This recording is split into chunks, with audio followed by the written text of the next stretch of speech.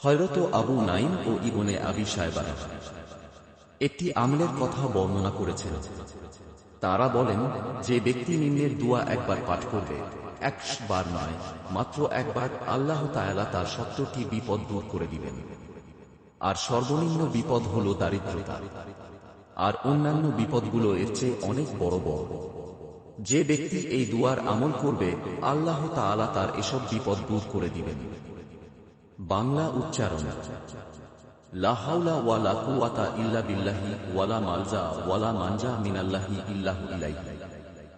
দোয়াটি মুখস্থ থাকলে তো ভালো, না থাকলে মুখস্থ করে নিন।